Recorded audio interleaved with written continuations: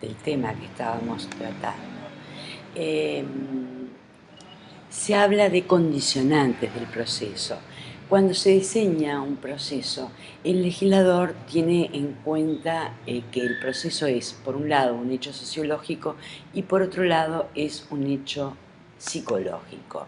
Como hecho psicológico, el proceso es una serie de actos que representan estímulos y reacciones psicológicas que están destinados a provocar una reacción final, que es precisamente la sentencia, o sea, esa declaración que procura en general una modificación de tipo material, que denominamos ejecución, o simplemente puede apuntar a la mera declaración. Por ejemplo, cuando se busca o se pretende la declaración de la propiedad por el modo prescripción, no es necesario que se siga adelante con hechos o que se generen modificaciones de tipo material. Tiene en cuenta para esto el legislador elementos psicológicos como el egoísmo de las partes, el sentimiento de justicia, imparcialidad, etc. Basta pensar en la antigüedad que tienen la mayoría de las normas que regulan el ordenamiento jurídico. Entonces, cabe preguntarse si es que las normas son similares o prácticamente no han tenido cambio porque no ha cambiado el hombre. Bueno, en realidad la naturaleza, la condición humana ha sido en general constante desde los primeros tiempos. Si analizamos la definición que Carneluti hace de proceso como aquel conjunto de actos cuyas características consiste en la colaboración de personas interesadas, las partes, con una o más personas desinteresadas, que vendrían a ser los jueces y los órganos judiciales, vemos que al utilizar la expresión personas interesadas y desinteresadas, está habiendo en la base un hecho psicológico que es el interés o eventualmente el desinterés. Si encaramos el proceso como un hecho sociológico, vemos que Wasp, cuando pretende conceptualizar el proceso, refiere que este se origina en una misión puramente social. Dice, el hombre es un ser coexistente, o sea, que convive, que se desarrolla y es limitado por el prójimo, lo que genera su insatisfacción social.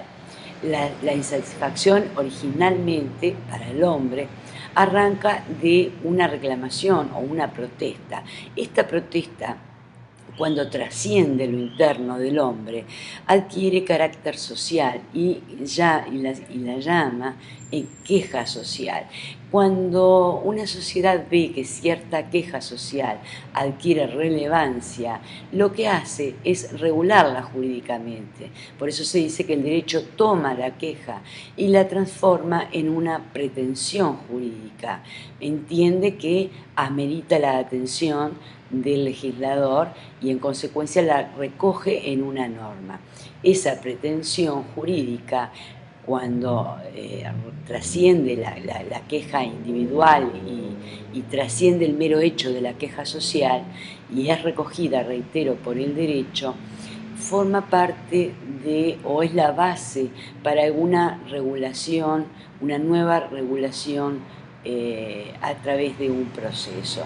Por eso se dice que el proceso es un instrumento para la satisfacción de pretensiones, que en realidad está hablando nuevamente de un concepto, la satisfacción o la insatisfacción, que tiene como origen un tema sociológico.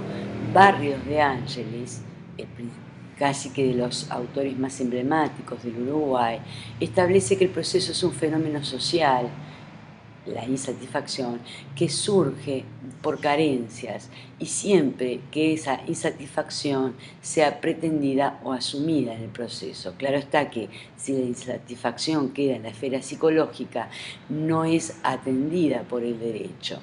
Y dice que surge por carencias, y esas carencias son de tipo nociológico, carencias éticas y carencias fácticas. Nociológicas, por supuesto, refiere al conocimiento. Desde un punto de vista subjetivo, la insatisfacción es un sentimiento, es un fenómeno psíquico, pero desde un punto de vista objetivo, esa insatisfacción surge de la distancia que media entre lo que es y lo que debería ser, entre el ser y el deber ser. Si la insatisfacción es subjetiva, evidentemente no es necesaria la reacción. Si la insatisfacción es objetiva, o sea, si adquiere determinados caracteres, surge la fórmula si P no es, debe ser C, que ya la habíamos estudiado, que era la norma secundaria o sanción. Si alguien transforma la reacción ante la conducta insatisfactoria en un acto, estaremos ante el proceso. Es por eso que se habla de asumir la insatisfacción en el proceso. Y distingue dos momentos. Por un lado, distingue la pretensión de la asunción.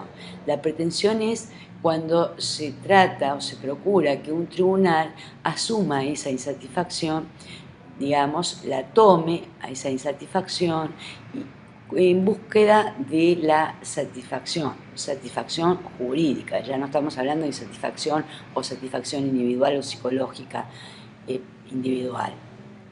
La asunción es ese acto por el cual el juez toma conciencia desde el punto de vista formal, o sea, la toma formalmente para transformarla a esa insatisfacción pretendida o asumida en satisfacción jurídica.